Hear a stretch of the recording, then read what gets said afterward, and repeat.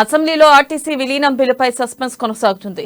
Money bill కావడంతో governor ఆమోదానికి పంపించింది సర్కార్. ఇక బిల్లుకు గవర్నర్ ఆమోదం తెలపలేదు. గవర్నర్ ఆమోదం కోసం తెలంగాణ అసెంబ్లీ ఎదురు చూస్తుంది.